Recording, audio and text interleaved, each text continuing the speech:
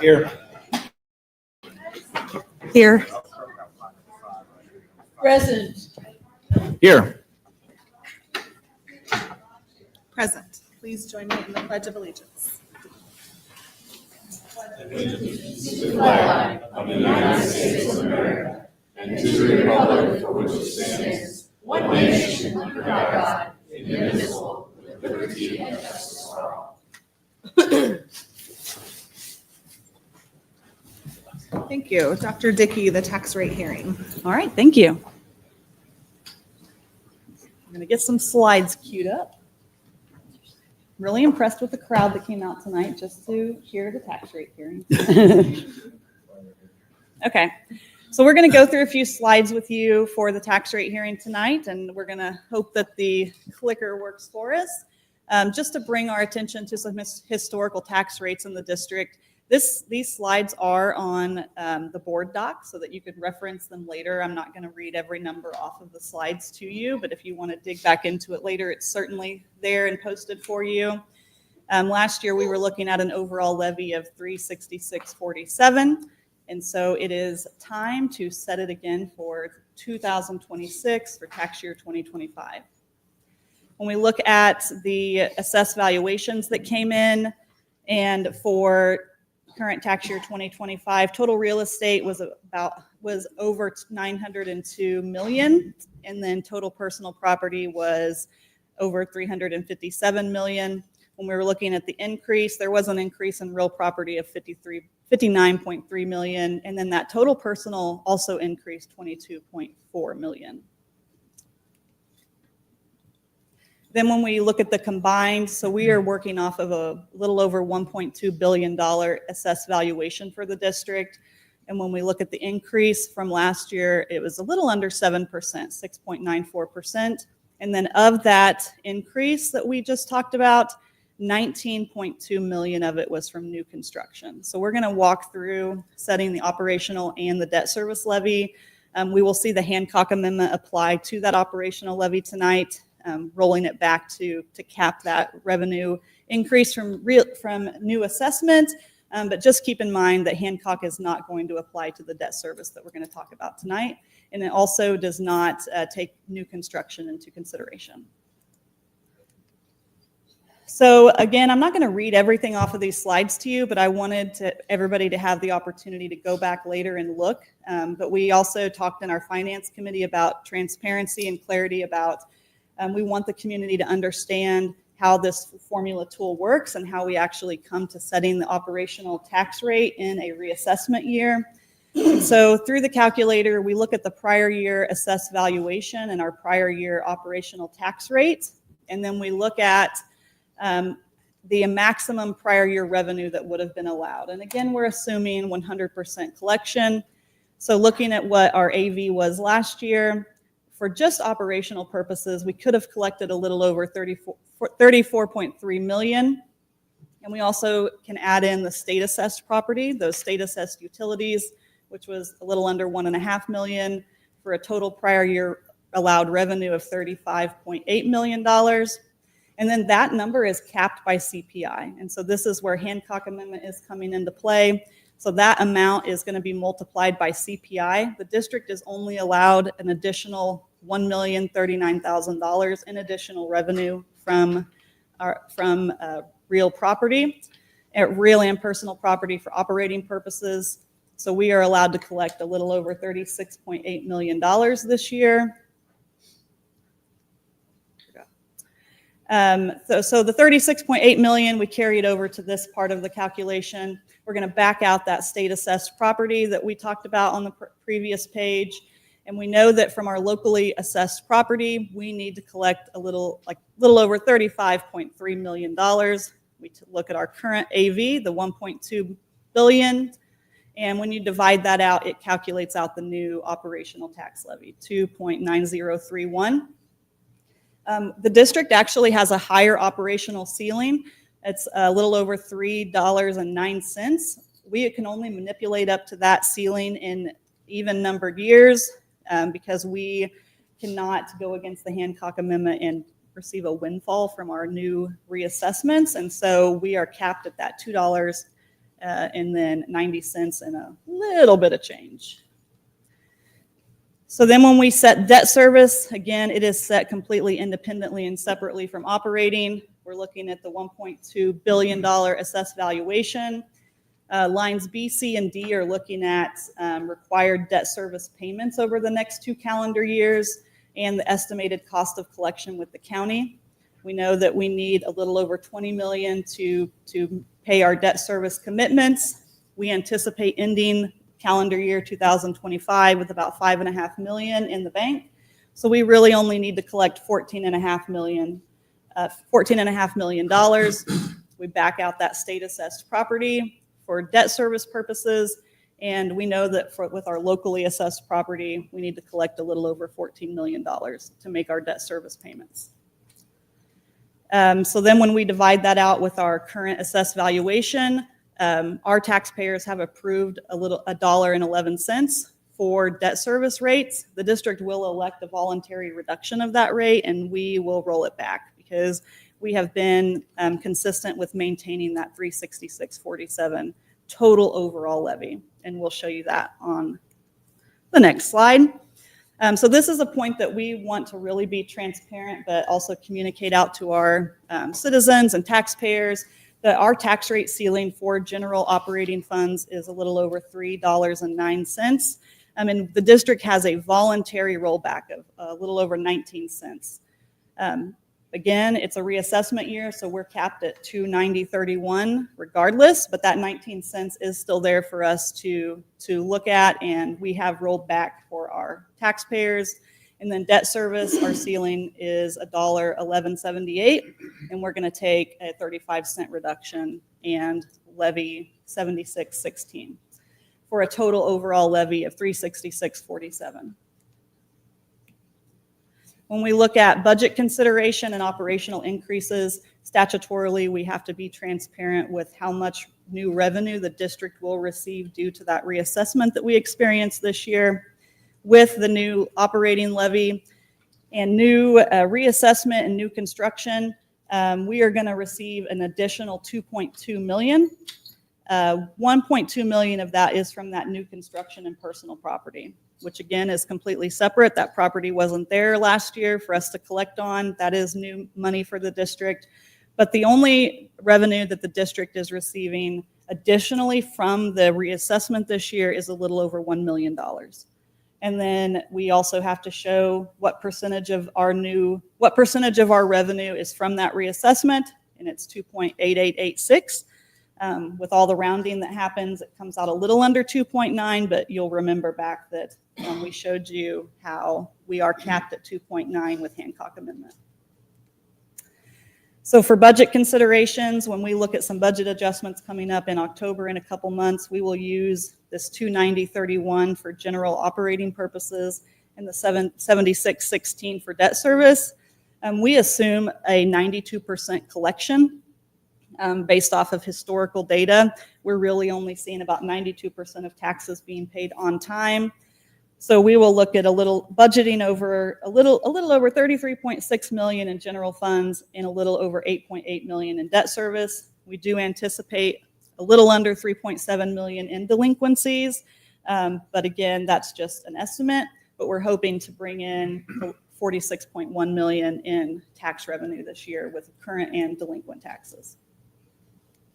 So then when we add in fiscal year 2026, the new tax year, into our historical tax rates, you can see operating's pulling back a little bit due to the reassessment and the Hancock Amendment.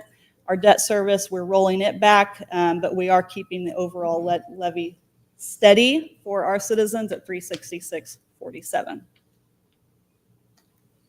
And then a final slide, when we talked in Finance Committee about how we set the levy and our philosophy of what we take into consideration.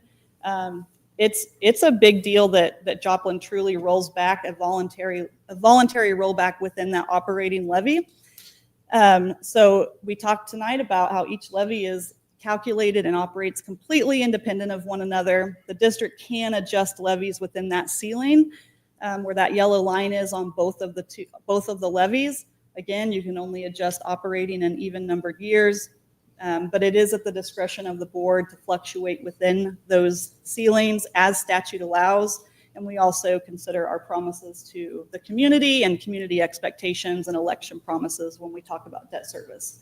And we're committed to keeping our debt service around that 75, 76, whatever it's taking to make our payments, and we roll back what we can. And then we have maintained that rollback on operating levy.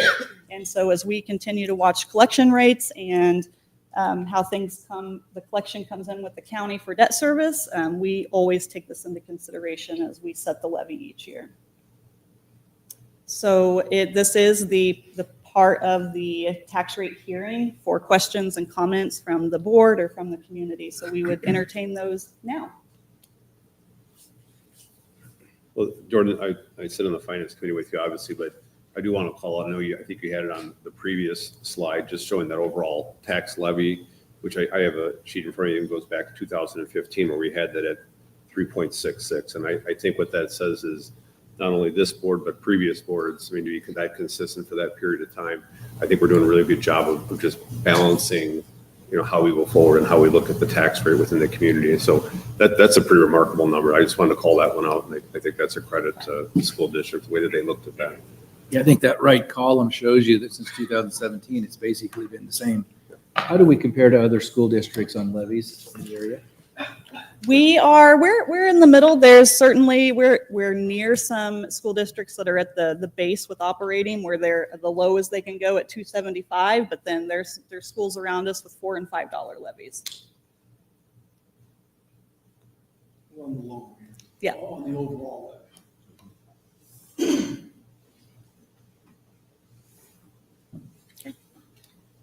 Any other questions or comments? Okay, then we'll look at the motion and the official action to set the levy in the general meeting. Thank you. We have a motion to approve the agenda. Move to approve the agenda as presented, please. Second. A motion by Mr. Hartwell, a second by Mr. Hurd. Please vote. Yes. Yes. Yes. Yes. Yes. The board president's report. I will start our celebrations this month. Bus camp was held in August, on August 9th, for our kindergarten and first grade students to help them get ready for school and get used to riding buses and becoming comfortable with that. We want to say a special thank you to our transportation department, community development staff members, and our event sponsors, Mercy Health Systems, Little Caesars, and Mo Chip, for making bus camp possible. Congratulations to Holly Eust. Holly is an assistant principal.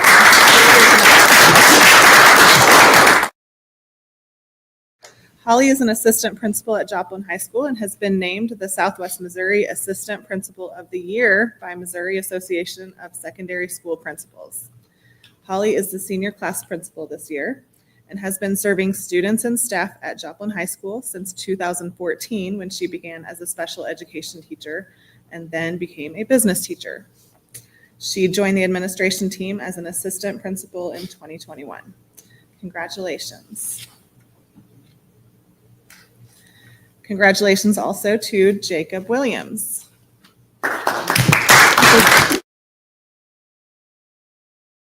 South Middle School Principal Jake Williams was named the Southwest Missouri Middle School Principal of the Year by the Missouri Association of Secondary School Principals. He has been head principal at South since 2021 and has served in the district since 2011. Congratulations, Mr. Williams. Joplin Schools has been named one of America's best in-state employers for 2025.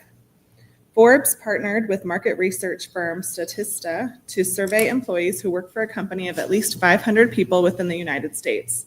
Survey respondents were asked how likely they were to recommend their employer on a scale of 0 to 10, and were asked to evaluate their workplace based on criteria including wage parity, work culture, paths to professional advancement, and more. Out of 75 employers who made this list in Missouri, Joplin Schools ranks number 30. There are only 4 K through 12 institutions listed in the rankings out of the 75. Those are Rockwood, Fort Zumwalt, Joplin, and Independence. Congratulations, Eagles. You're making a difference not only for your students, but also for your colleagues. Thanks for making it so fulfilling to do this work together.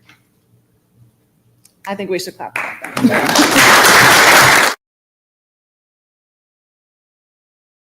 Opening day rah-rah. Joplin Schools staff members kicked off the school year with the annual opening day rah-rah. It was wonderful to see all of the Eagles together. Thank you to Joplin alumnus Howie Nunnally for serving as Master of Ceremonies, the JHS JROTC, cheer team, dance team, band, color guard, and the district students who participated. It was a great start to the school year and a reminder of our why. We're off to a great start for 2025 and excited to see what this year will hold. Now we will have the student celebrations report from Ms. Ransdell.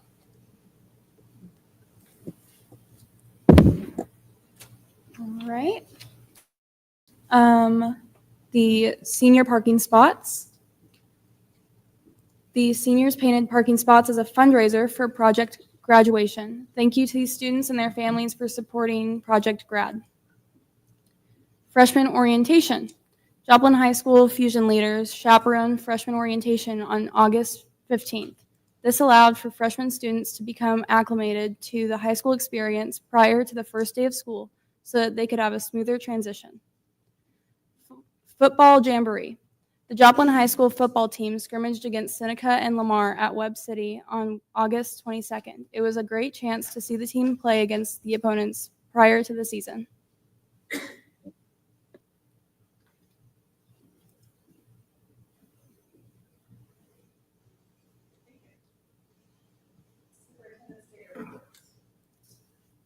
Okay. Do we have something else?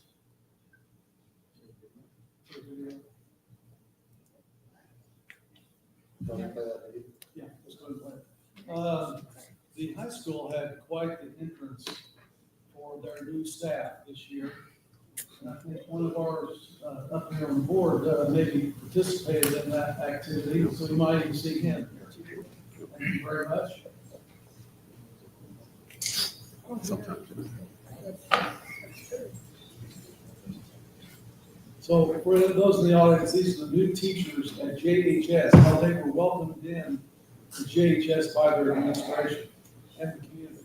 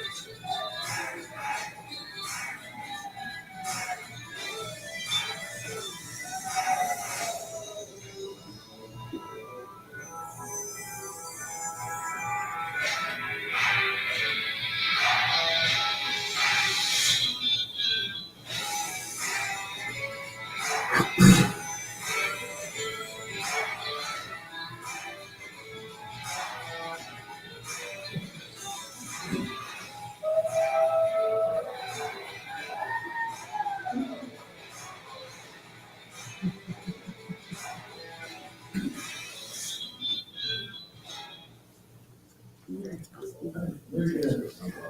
A great way to start the year, and thank you to John and the Corvette Club and the community for coming out to support the high school teachers. That's excellent.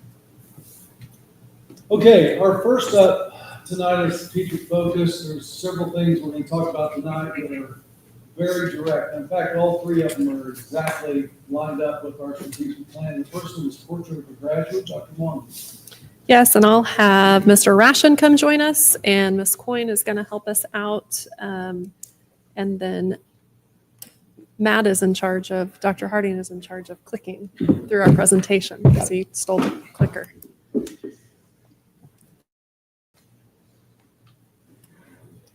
So Mr. Ration and Ms. Coyne were a huge integral part of this process. We were kind of the three amigos as we worked through this. So we're just going to go through a few slides once we get this up and going.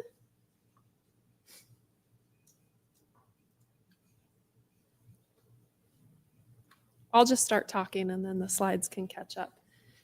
So the purpose of Portrait of a Graduate was really to find what was important to our community when we're talking about things beyond core academics, when we thread everything through with soft skills, life skills, and essentially the competencies we want our students to have. We began this process last October, so this has been a little long journey, and we asked our community, what do you need from our Eagles? And so what the steps that we kind of went through, the very first thing that we did, next slide, please. We had step one community focus groups. And so we are really out of sync tonight. We had more than 200 community leaders, industry partners, district staff, educators, parents who came together.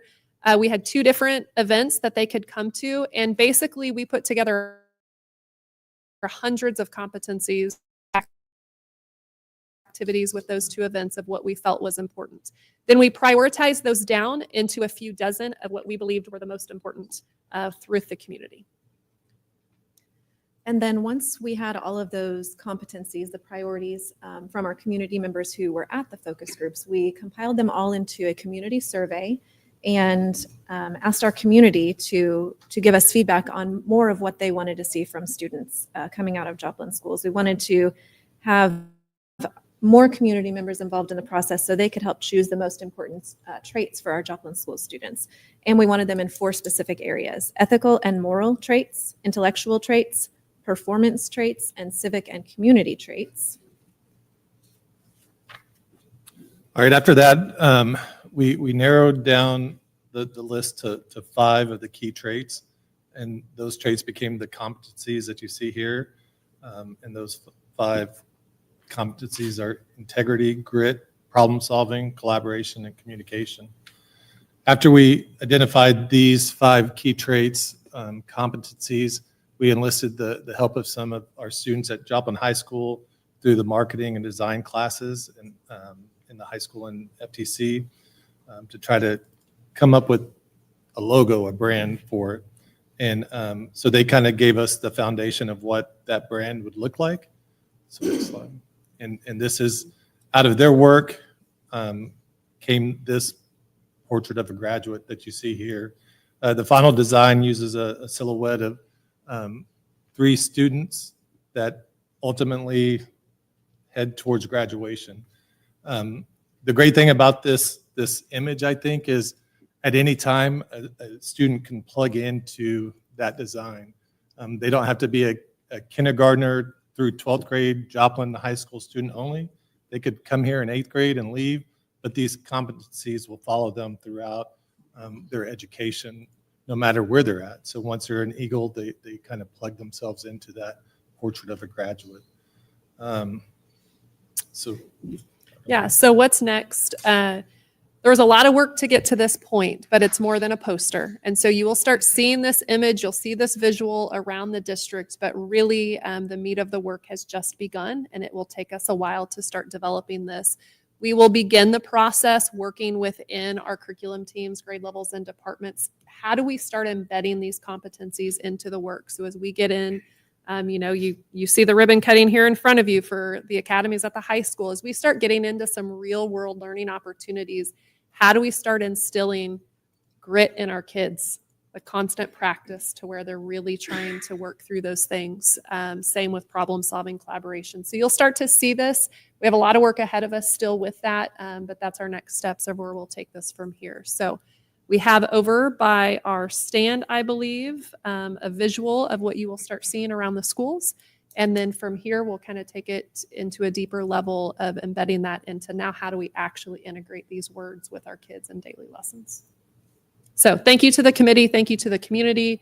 This has been a long process, but worth going slow to go fast mentality has been our approach with this. So thank you. Thank you. Thank you. I think it's hard to argue with those 5 that everyone came up with. Those are traits that any future employer would love to have in there. Very good. Anxious to see how that's embedded into our school system as we move on.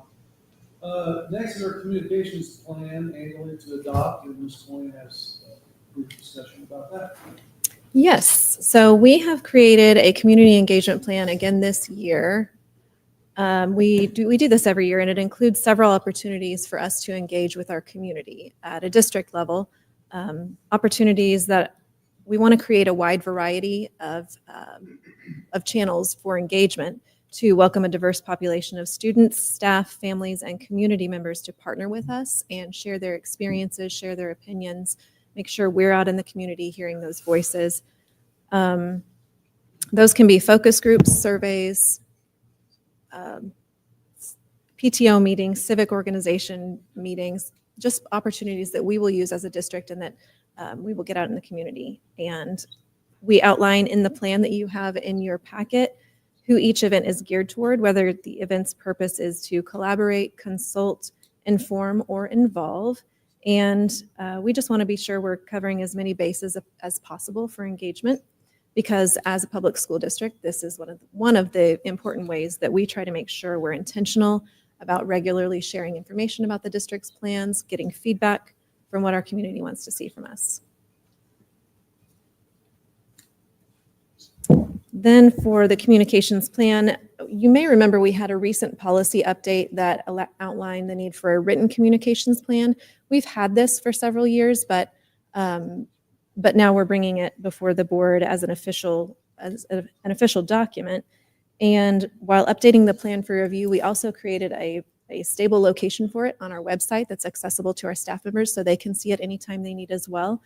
Because there are certain components of it that they will need to have access to, including guidelines about employee communications with the media, crisis communications, use of the district's website and social media, how to share information with the district, and how to share information with the public. So just kind of a broad outline of our communications plan as a district.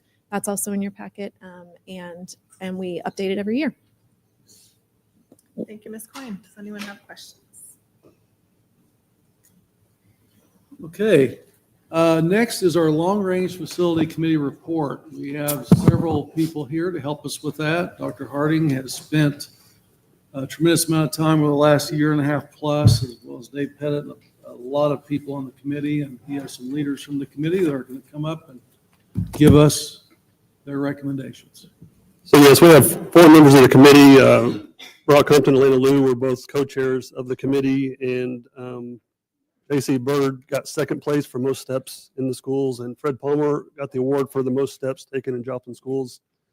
Took every single tour we had of every single building, and so both of them had a joking aside, had a lot of knowledge of all the buildings and were able to see different buildings that they'd never seen before, and so I've asked them to come up here as well to share their experience. So as we talked about, the purpose of the committee is to really look long-term of what are we going to do with our facilities, and what are we going to do for all Joplin school students to have access to safe, quality, and suitable learning environments district-wide.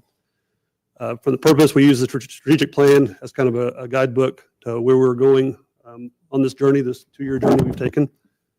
And we had over 40 community members that participated, community members, parents, there was an architect, a city planner, Board of Education members, principals, even past Board of Education members for the kind of their historical knowledge of decisions that were made in the past. And so we really wanted to bring as much guidance into this process as we could, and hopefully moving forward with their discussion, we'll get some more clarity to this.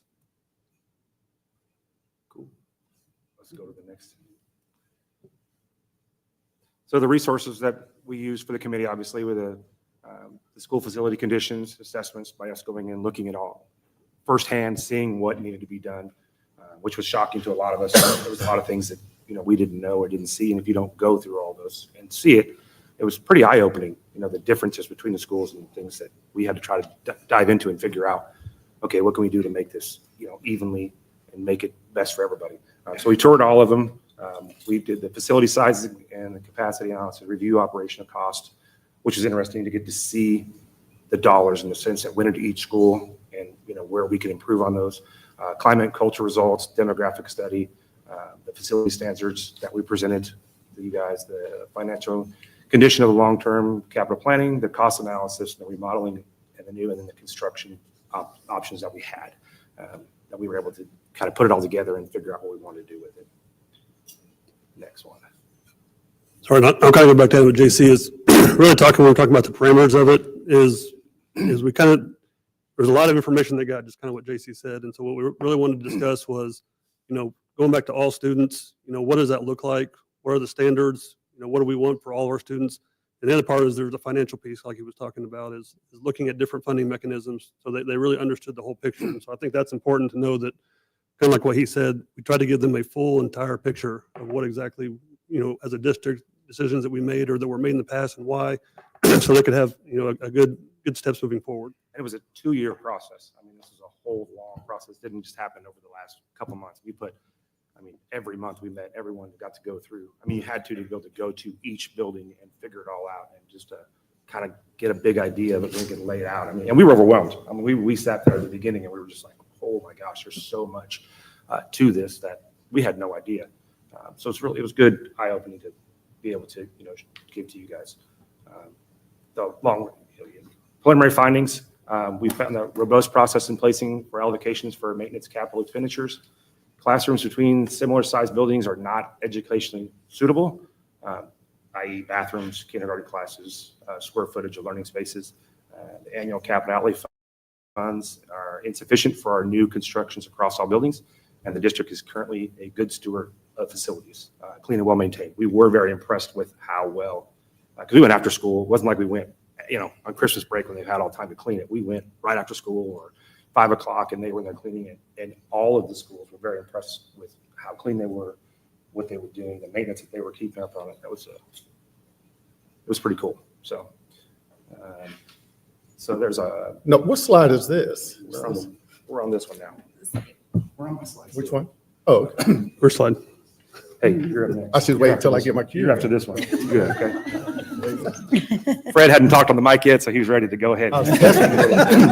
Just trust me, when Fred gets started, y'all gonna be here. So there's a lack of space for specials and therapies, art, music. There's a lack of space across the district for intensive special education programs. Many buildings do not have adequate space for special education programs at all. There's a lack of space for preschool, 0 through 3, and the 4-year-old classrooms. There's a need for additional space across the district for curricular activities, athletic programs, and the 9-12 instructional space. And that capital outlay funding is available, and bonding capacity exists for a no tax rate increase bond issue to complete the identified projects that we have to do.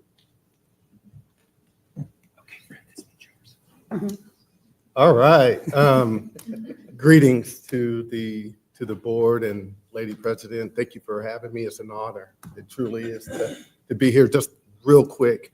I'm a 1989 graduate of Joplin schools. I have 2 children that graduated, 2013, 2014.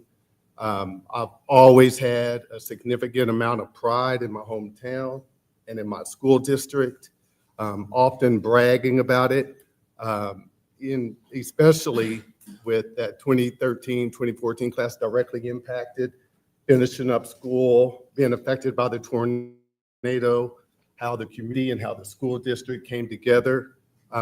Really, for me, just pushed me over the top. Anywhere I've gone, I've always doted about the Joplin School District and the people and how resilient this district is. Having the opportunity to look behind the curtain, having been asked to serve on this committee and on this board has really, truly been a wonderful experience for me. I wanted everyone to know and understand how big of a deal this was to me. how impactful I felt throughout the entire process, and how smart everyone made me feel above and beyond. I can just truly tell you, we are surrounded by truly talented and gifted educators and administrating staff. And I'm just over the top happy that Dr. Harding invited me to be on the board. I'm going to tell you just a quick peek behind the curtain for me. Some of these I did not cover because I didn't think these were mine, but I looked at them all, so here we go. Capital outlay projects, 2020, 2025. Energy and cost saving projects. My goodness, LED lighting across the district schools. What a difference LED lighting makes. Just significant difference. HVAC system upgrades. That makes me think about when I was at the old Joplin High School. I think system upgrades at that time meant get a desk fan. I'm like, Or get the window to work so we can look out the window and cool off. That was important. But with that being said, that's significant. Having a comfortable school environment where the temperature is halfway decent. I don't know about where I was sitting though. That air is working. It is popping. But window upgrades for 3 elementary schools, safety and security upgrades. This was really fascinating to me, especially in light of school shootings and preparedness and making sure that when our kids get to school that they are safe. Surveillance systems, huge deal. Asbestos, we want to make sure that when they go, they're not breathing in any craziness. So that's also a really big deal, part of our outlay project. Access control on all main doors. I know that upgrade was significant, get everybody on the same page. So I thought that was remarkable. Major systems replacement cycles and building specific needs. The thing about the capital outlay that I was certainly proud of is that we have, and you're going to hear good stewardship quite a bit, but our capital outlay projects, we're in good shape. Our capital outlay, we're in good shape. And that makes me kind of pump my chest a little bit, just thinking about that part. So ready for the next slide? The next few slides are going to be of specific schools, and I think you've seen it, so I'm just going to kind of recap. This one, Kelsey Norman, was built in 1965, and then they had an addition in 85, and we added a safe room in 2014, and most recently, they added an addition in 22. They added kindergarten rooms with restrooms. A lot of our older elementaries don't have that, and it's, as someone who's worked with kindergarten before, it's huge having restrooms right there where you don't have to worry about where the kiddos are going if they're getting lost. They also add lit rooms, and that addition they just had was because of a no tax rate increase bond. So that was super helpful. That school actually is going to have more stuff that it needs done, but it's HVAC stuff and roof. So that's the kind of things that you're never going to get away from. So for all of the schools, there's always going to be something that needs to be, has some attention. Since their update and updated rooms, this is kind of just showing you how many square feet per student, how many square feet total in the school. It added about 10,000 square feet, is that about right? So it's huge help. Jefferson is actually the one school, when we toured all of them, that was the most eye-opening to me. It just feels so small and outdated. It was built in 54, so I guess that makes sense. But this winter, they're going to get some much needed TLC. They're going to get a new entrance, kindergarten rooms, special ed, renovating the library and the cafeteria, and they're going to have space now for 4-year-olds, pre-K, which is huge. So that'll all get started. They're also getting new windows, so that's going to be a bonus. They're still going to need HVAC and roof replacements down the road. So again, that stuff that's just always going to be a cycle for those schools. Did you go past that last one? When they're done with their addition, they'll be close in size to Kelsey Norman. So those are kind of two comparables as far as size wise. All right, and so looking forward, this is kind of where we started off our long-range facility plan, and that we had built out kind of what it'll look like over the next few phases, over the next few years, and as we get into one thing, what we're doing on the other end. So you can see our architect is designing things. Our construction is getting started on these buildings. That'll be done next August for some of these, and we're still planning out what's going to be happening in phase 2, phase 3, and so on. And so phase 1, you guys have seen this. We've done this. She just talked about Jefferson, McKinley, and Rural Heights. These buildings have already done groundbreaking. We've gotten these set in motion to get their additions. We've had window replacements in these buildings and have some usage out of Roy S. Woods and West Central that we've discussed and started that allows us to better utilize buildings that we already have. So we're not just upgrading and changing new things, that we're using what we have. This is the upgraded floor plan for Jefferson Elementary. You can see that it adds a few kindergarten rooms, does some light and heavy renovations inside the building, allowing us to better use the space along with that new entrance and office space for the principals and secretaries up there. McKinley's new floor plan adding, I believe their addition, and the addition is going to be, I don't know the specific use, is it K or is it pre-K? And so additional space so we can use it for what we need.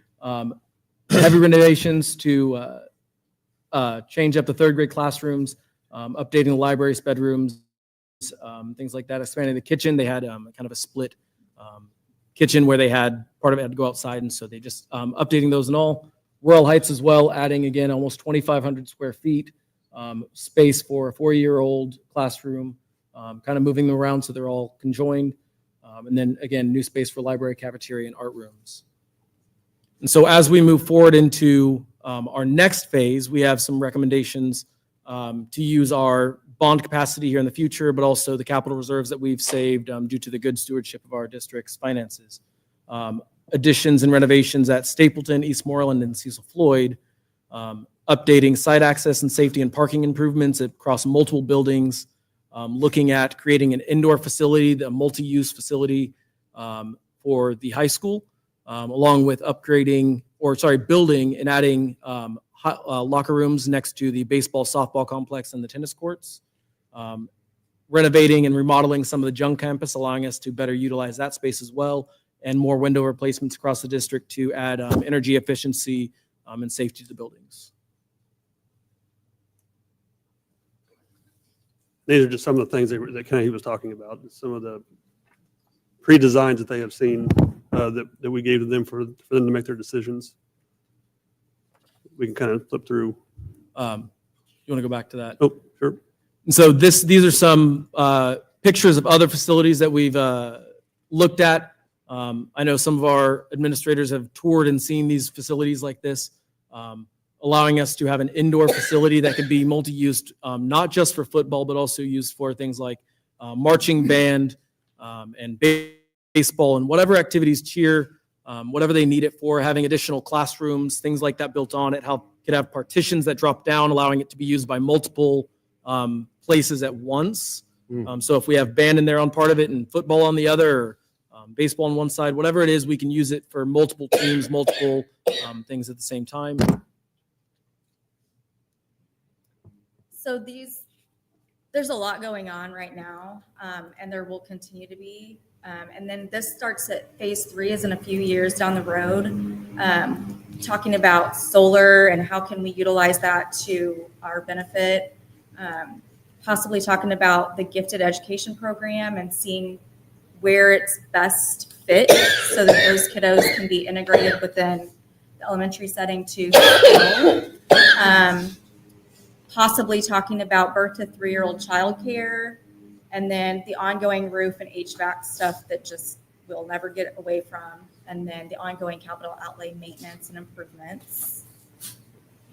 And then phase 4, roughly 2034 and beyond, we just will continue to watch for the roof replacements, HVAC, and then returfing athletic facilities and playgrounds. Yeah, and that'll be the time that all the tornado builds are going to start coming due with Joplin High School, East Middle School, Soaring Heights, Irving, all those, the roofs and their HVAC will start coming due that time. So trying to prepare for the big ticket items in 2034.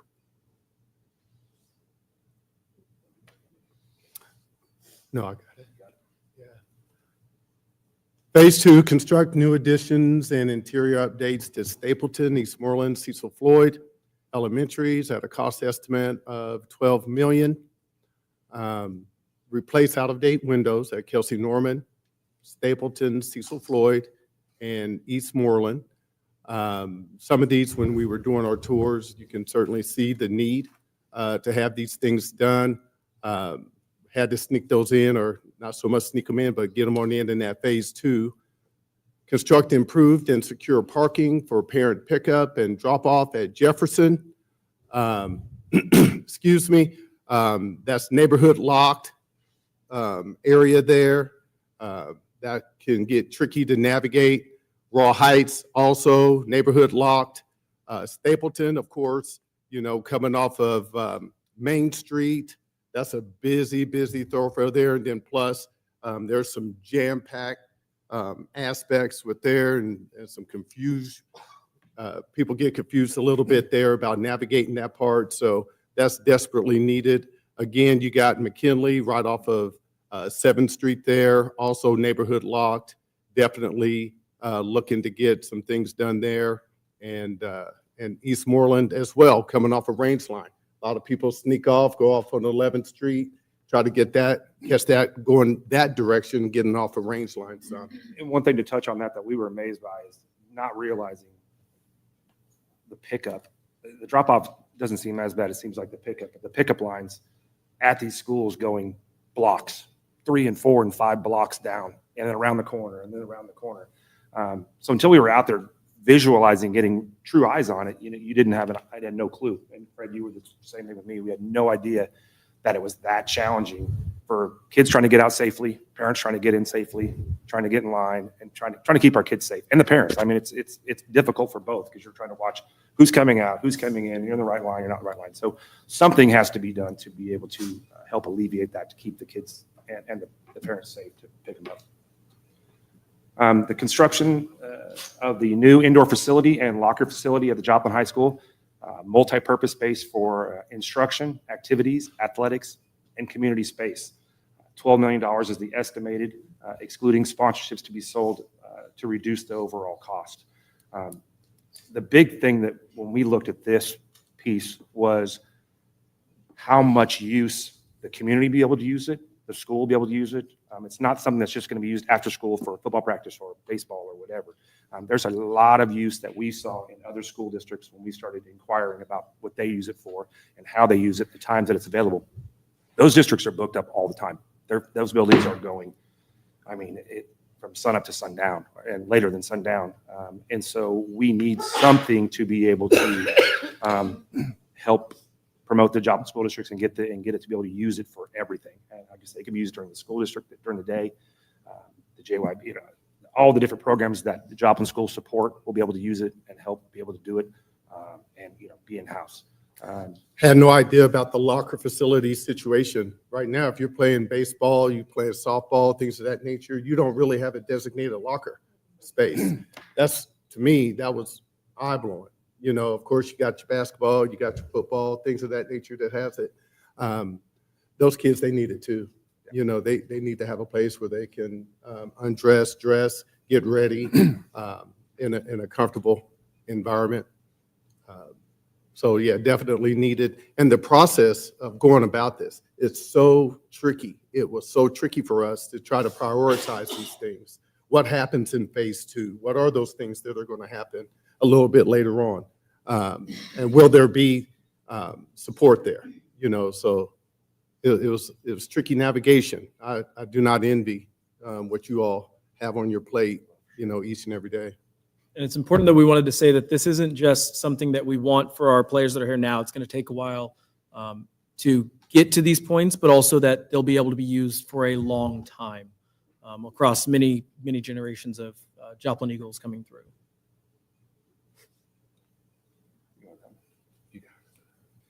Utilize a no tax rate increase bond issue within the district's estimated bonding capacity of $35 to $40 million. The Board of Education should consider the April 26 election window for the next bond issue and utilize capital outlay reserves to fund the projects not covered by the bond issues. These recommendations addressed education sustainability between all elementary campuses, as well as traffic safety and space upgrades, which is what we just got done saying, how it's going to try to put everybody in the same playing field. We want everybody to be proud of all the schools they go to and not feel like one's not equal to another or whatever. We want all of our kids to be able to feel as important, as safe as they can at a new school like Dover or, at one of the older schools that we're working on. It's very important that they all feel safe and feel like they're getting the same quality education and the quality buildings that they can get, from at the same, without being in the same building. Utilize capital outlay reserves to fund the projects such as partial roof and HVAC replacements, as well as additional remodels and upgrades to district buildings not covered in phase 1 and phase 2. Undoubtedly, we all know and understand that the work of building our schools, strengthening our school systems is never over. It's never over. We're always wanting to take that next step to make our schools better. One thing that really stands out to me, maybe somewhat off topic, is how we utilize with David Pettit and the engineers. It was amazing when touring the schools, what we actually do in-house. How much money we're actually saving doing things in-house. And I'm not talking about shoddy work. This is beautiful work. It's awesome to see what we're actually doing and how we are being able to tuck away dollars and cents by doing a lot of stuff in-house. Utilize a no tax rate increase bond. I just heard on the news today how there's a lot of school districts around us that are scrambling, trying to get money and try to get the tax issue brought up. And they're talking about raising taxes. We're not talking about raising them. We just need to keep it right where we are, man, and we can continue to do what we've been doing. And I think that's an awesome aspect when it goes to, the financial side of things. Utilize a no tax rate increase bond issue in 2034 within the district's estimated bonding capacity of 100 mil to update HVAC roofs. Again, these are things that it's not if they're going to need upgrades, if they're going to need replacement, they're going to need them. It's when. These recommendations address educational sustainability and building sustainability between all campuses and district buildings. I mean, for me, it was a no-brainer. If Dover has very good heat and air, so should Jefferson. They should be just as comfortable, right? McKinley, just as comfortable. And I think that's what we're trying to do here, is try to make everything as balanced as we possibly can while utilizing what we have and taking care of what we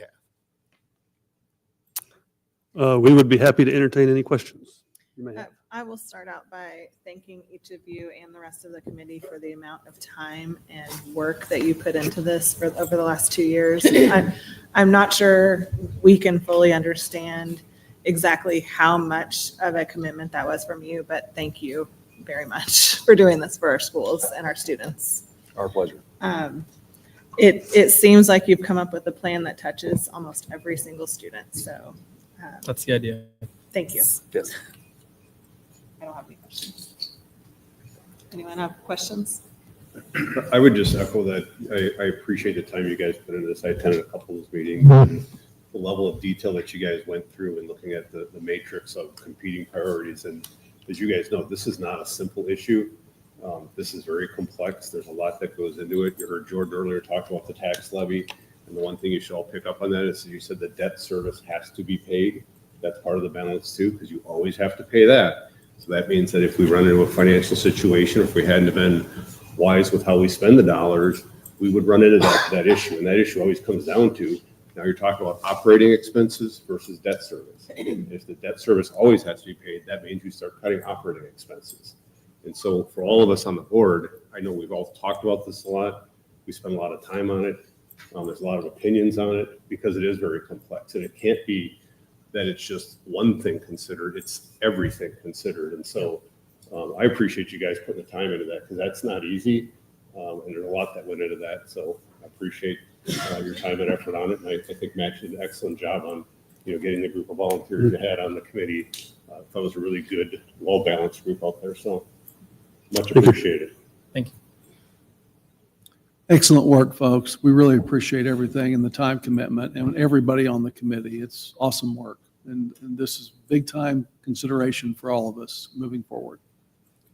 When Fred says it was eye-opening, that's an understatement. I mean, when you have buildings that have 30 and 40 and 50 air conditioning units at one time that are going to have to be replaced, and you've got 6, 7, 8, 9 buildings at a time that are going to have their place in the roofs. I mean, we had no idea. I mean, then we started putting dollars and cents to things going, oh my gosh, you're talking hundreds of millions of dollars over time.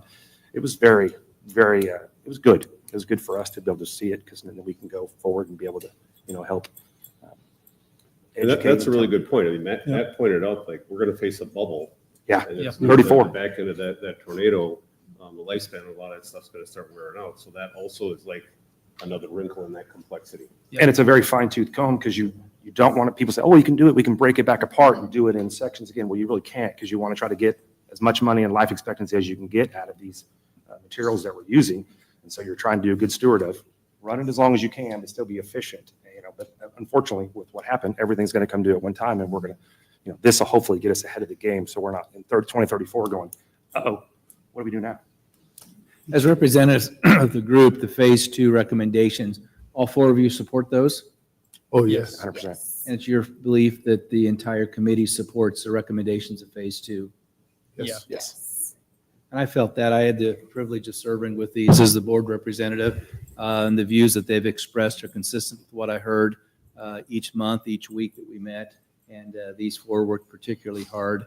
And their heart was that all of our students benefit from these suggestions and these recommendations. And I feel like they've done a wonderful job in helping to benefit all of our children from the youngest to the oldest. So thank you for that.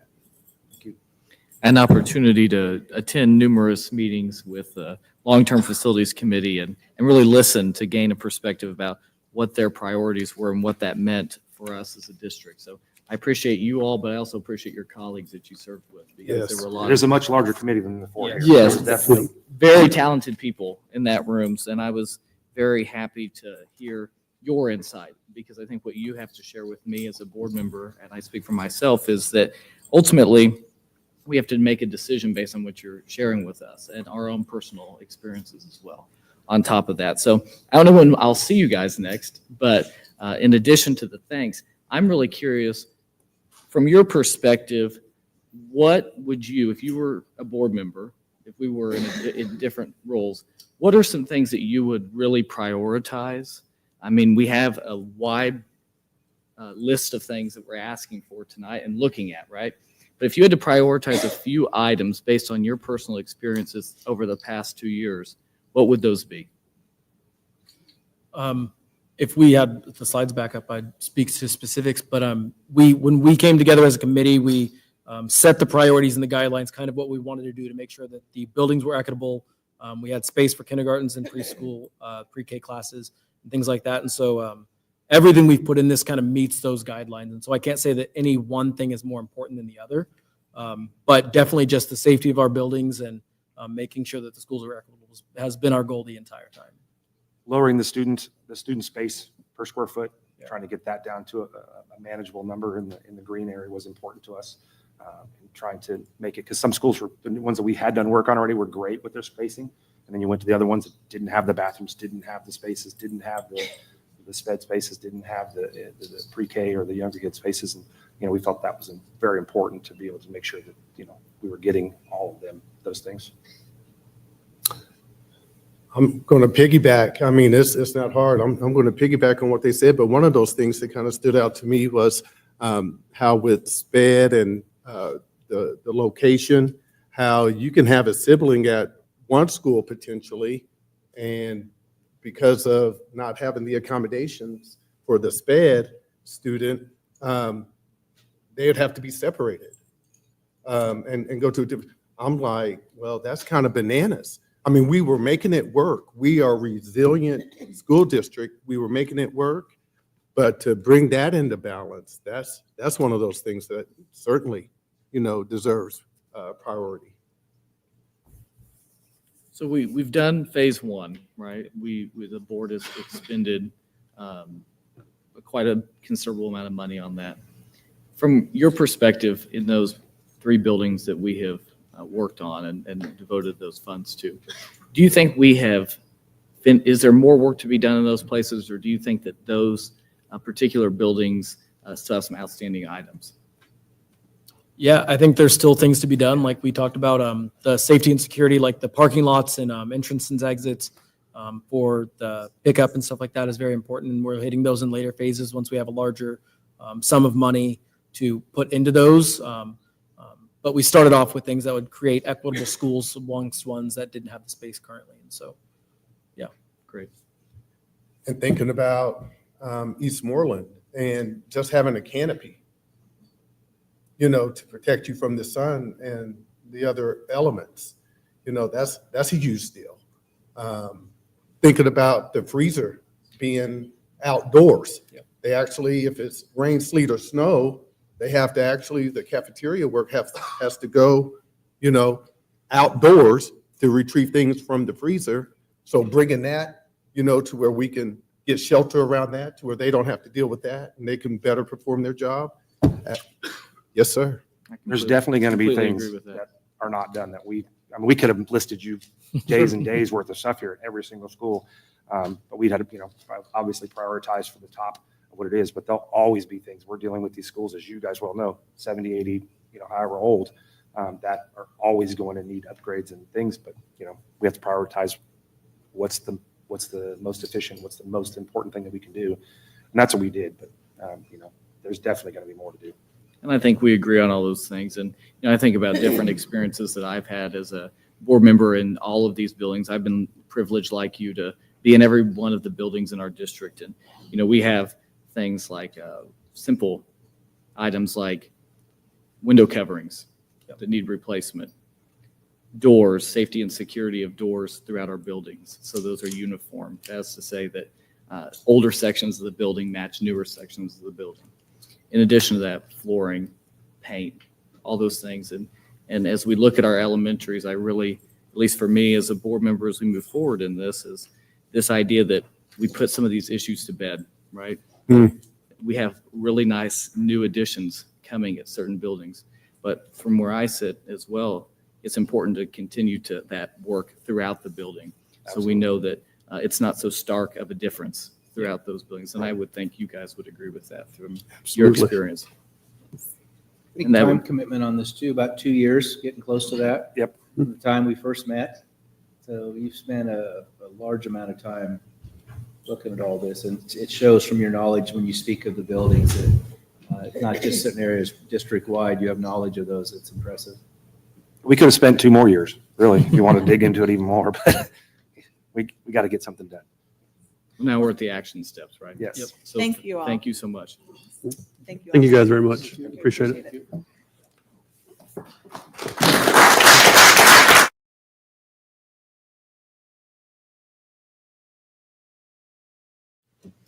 We will have Dr. Dickey with our health and dental plan update, please. Okay, health and dental report. Again, I always like to start out by reminding everybody that our health plan year does not operate parallel to the fiscal year, and so it will reset October 1. And so we have made changes to our rates for premiums next year, but we're not going to start seeing those new rate collections hit until our September payrolls post. So when we look at month ending July 31, 2025, it's the first month of the fiscal year, but then as we look through the plan year, we're still in plan year 2024. Our district spent a little over $1 million for health and dental expenses. And then when we look at the whole fiscal year, we've budgeted a little over $8.9 million. So we've expended about 12.3% of the budget. When we separate out and just look at the health plan specifically, revenues for the health plan in July were a little over $491,000, and then disbursements were $1,064,000 and some change. So then when we look at that ending balance in July, it had fallen to a little over 1.1 million, which represents only 1.64 months of a 12-month average of claims and admin costs. When we looked at July 2024, the balance was 2.7 million. And so this is a repeat of last month when we talked about we are seeing that balance go down, and we've had some really high claims. July was a very, very hard month on the health plan. So we are optimistic and looking forward. We know that August is ending in a much better position, but looking forward to being able to recoup some of our fund balance with the additional premium prices. Comparing to last July, our health claims were up $336,000, but prescriptions were down 110, which is what we were hoping to see because we were with UMR last July, and so this is our first July with Anthem. The total expenses last July were $850,000. When we separate out and look at the dental balance, our dental revenues were $23,419, and then the ending balance in that dental fund was a little over $226,000, which is about 23.12 months of premiums. As a reminder, our dental fund, we are not self-funded with dental anymore. We operate it just like our vision and other plans, other supplemental plans and cafeteria plans. So we are spending down that dental balance because we are not needing to maintain it to actually pay out dental claims. So we're going to continue to slowly spend that down, and then we are optimistic about the future of the health balance.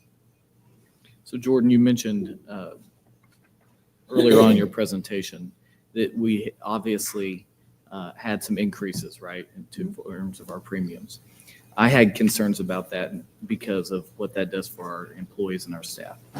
Tell me, with the balance of our health side of things, what's the number that you feel comfortable at? I don't want to exceed that number. Sure. Because I think that's very real money that we are expecting from our employees. So walk us through what you believe the correct balance is, because we haven't collected anything from September payroll, correct? No. With the increased premiums. Right. So right now, what do you think the health balance should be? I will feel way more comfortable with our health balance when we, how we talked about that the 1.1 million is 1.6 months of claims. I will feel good when we have 5 to 6 months in the balance. I actually spent some time today talking to the former CFO at Jefferson City and asked him what kind of philosophy they followed with their self-funded health plan, and now that he consults across the state, what people are seeing, because I had a similar question of when can I breathe a little bit easier? And so across the state, people that feel healthy are looking at 5 to 6 months worth of claims, of average claims. So once we get through the full month, the full calendar year with Anthem, and I can look at, okay, we've had 12 full months and what those average claims are, I'll be able to give you an actual dollar amount. But as we just discussed, we've still got a couple months left where when we look at the past fiscal year, we still have some UMR months on there where we're seeing those changes from health to and prescription claim costs. So I would say 5 to 6 months. And we'll have a number that we can use at that point in time. Well, we'll know sooner than that. What I'm saying is when the balance represents, like if we brought in no more money, but we had the balance to pay out the average of 5 to 6 months of Sure. claim costs, then I'll feel good. Which, last month it was over $1 million. So, but when we average out, it's going to be less than that because we see months that are much better than that. So, if we're feeling $750,000, 800,000, whatever the average ends up being, multiply it times 5, and 5 months is the industry standard. from what I am hearing from colleagues across the state with self-funded health plans. And I think we discussed at least maybe 3 to 3.5 million minimally is what We say that again. 3 to 3.5 million. But does that number ring a bell? Yeah, we've discussed it with where the district has been and with changes across there, with changes across the plan. We've just seen a dramatic increase in claim costs, and so we need to be looking at our averages and and see where it's at. And that's something that we'll talk about with HPAC when they get together the next time of, okay, we're bringing in more premiums now. What's our shared philosophy of what that balance needs to get to, so that we can feel comfortable with the health of our plan. I appreciate that. And as we move forward, I would just like or ask that maybe we continue the conversation of how we're meeting those goals, because I've had people reach out to me with concerns who are our employees, and we owe it to them to continue to be transparent with that, and I know we will. Yep. Thank you. Financial statements, please, Dr. Dickey. Okay. So your financial packet is very similar like you've always seen. I have just a dashboard up there so that people in the audience could see a little bit what we're talking about without scrolling through our PDF documents. When we look at our financials for the month of July for fiscal year 2026, the first month, we have miscellaneous accounts at UMB totaling a little over $160,000, and then $11.9 million in general investment and debt service, and then $94.5 million invested with MOSIP and MOCAT.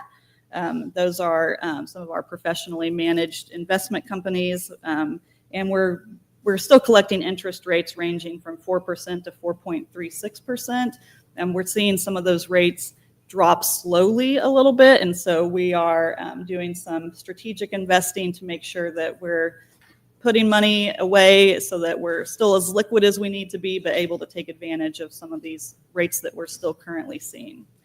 We'll still see a few adjustments for fiscal year 25 because our audit is not complete. That will really pick up steam here in the next month or two, but we do not have an official audited fiscal year. So in that table that we usually talk about, and it's the next slide actually, it's still showing the budget for last year. It's not audited numbers.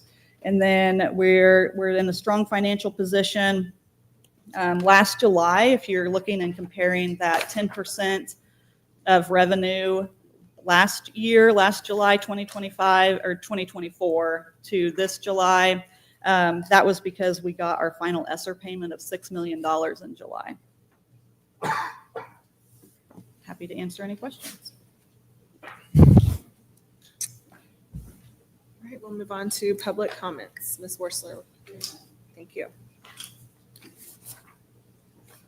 I'll entertain a motion to approve the consent agenda. Ms. Sherrick, I'd ask that we remove item number 5E from the consent agenda for be placed on the regular agenda, please.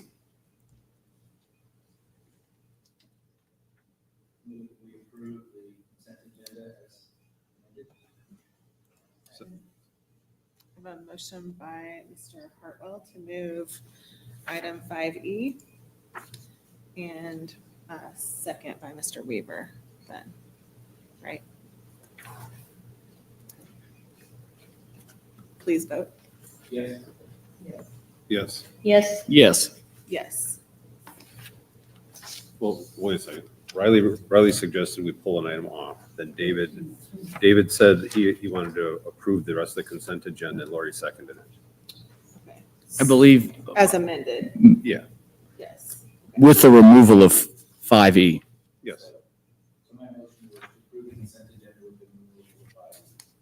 Yes. Yes. And your motion was also to. I didn't make a motion. I just asked that we remove it. Okay, sorry. The motion by Thank you. Mr. Weaver and the second by Ms. Musser. Yes. Please vote. Yes. Yes. Yes. Yes. Okay, item number 1 on the regular agenda, Dr. Dickey. I'm sorry. Let me move back. Is that where we are now? Okay, yes. You can place it at the end of the regular agenda. Yes, at the end of the regular agenda. There we go. Okay, accounts payable. When we look at the bill list, we're looking from July 16th to August 19th. Our total bill list that we're bringing to you is a little over $9.1 million. I'm happy to answer any questions that you might have had after reviewing your board packets. I would make a motion that we approve the accounts payable as presented by Jordan. Second. A motion by Mr. Hurd, a second by Ms. Schroeder. Please vote. Yes. Yes. Yes. Yes. item number 2, the tax levy. Dr. Dickey. Okay. Were there any additional questions from the hearing earlier? Happy to answer those now. Otherwise, the proposal is, as discussed earlier, setting the rate for the general operating levy at $2.931. Sorry. And then for debt service, we're looking at 0.7616.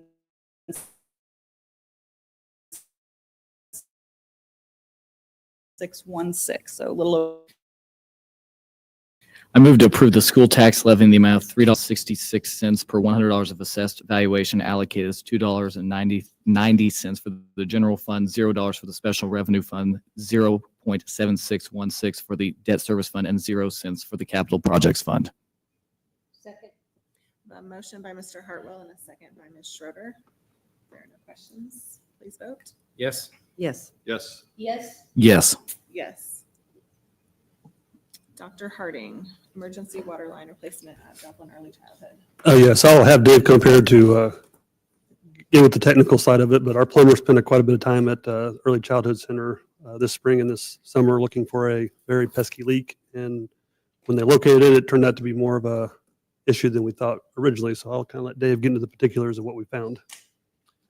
We were tracking our monthly utility bills. The water bill at Joplin Early Childhood ended up being 2.5 times the building next door at Irving, which is quite a bit larger. And so as we began to look at that, we had no visible signs of water coming out of the ground.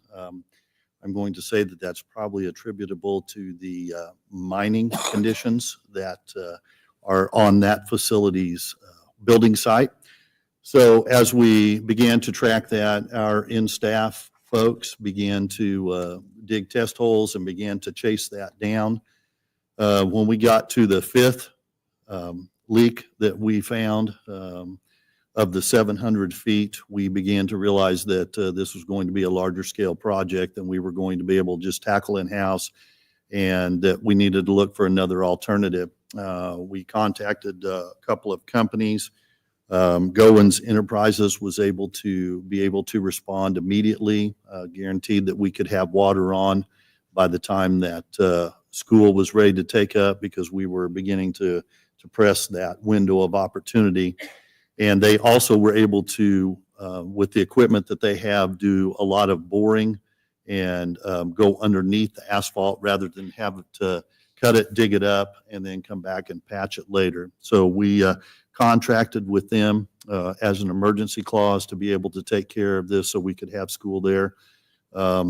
About half of that cost, a little over $20,000, we know for sure was just the cost of the pipe that we used to do underneath. But we used a much higher quality pipe that is actually heat welded.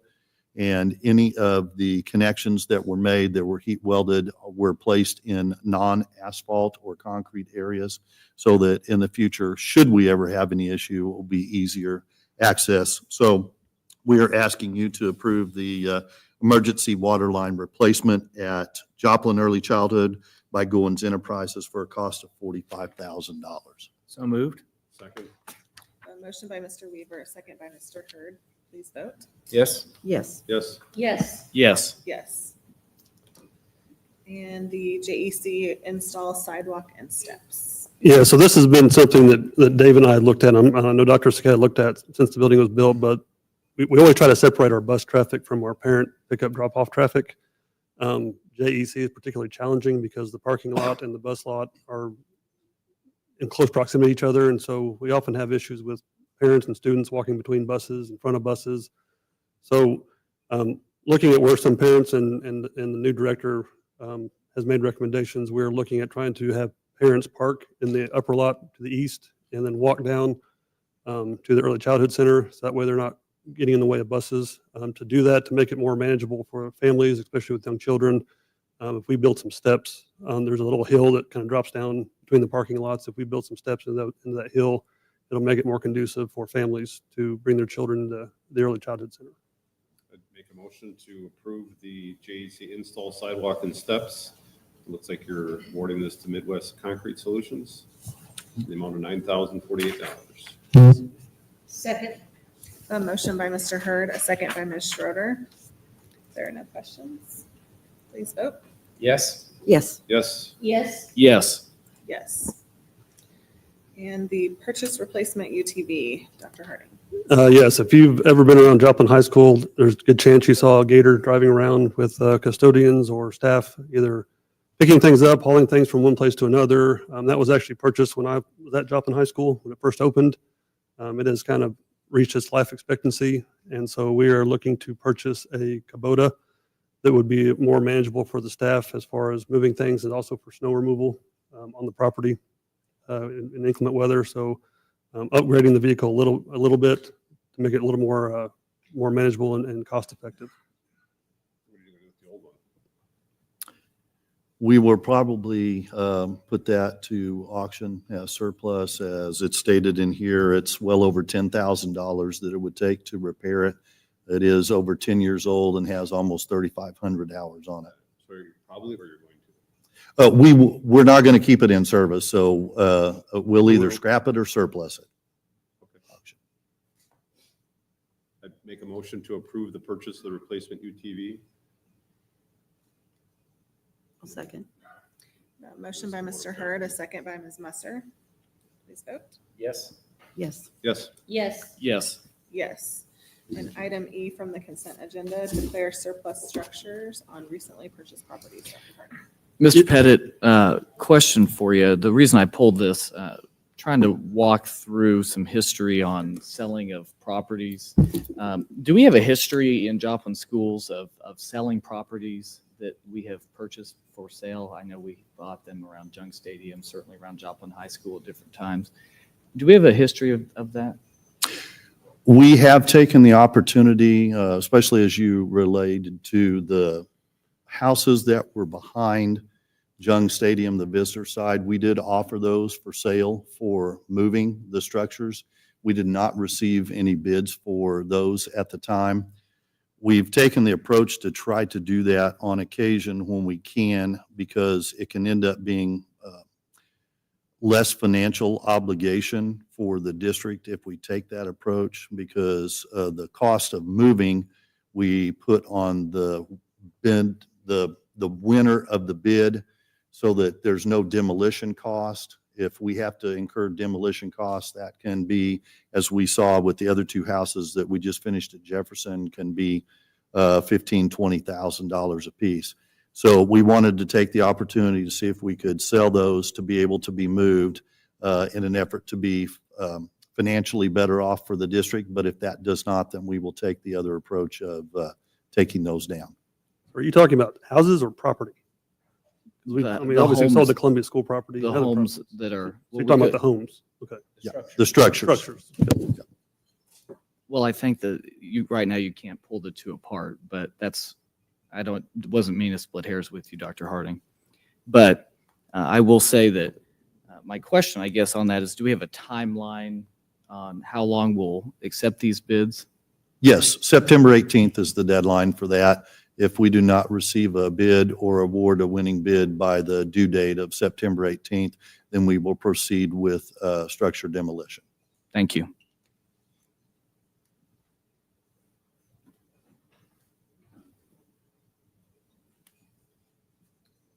Additional questions, anyone? Make a motion, we adjourn. We need a We have motion to vote on for this. item- I'm sorry. Thank you. Do we have a motion to approve item E? So I would make a motion to approve item with 5E, Yes. surplus property. I'd second that. A motion by Mr. Hurd, a second by Mr. Weaver. Please vote. Yes. Yes. Yes. Yes. Yes. Yes. Now I'll take your motion to adjourn. Motion to adjourn. Thank you. Do I have a second? Second. A motion by Mr. Weaver, a second by Mr. Hartwell. Please vote. Yes. Yes. Yes. Yes. Yes. Yes. We're adjourned.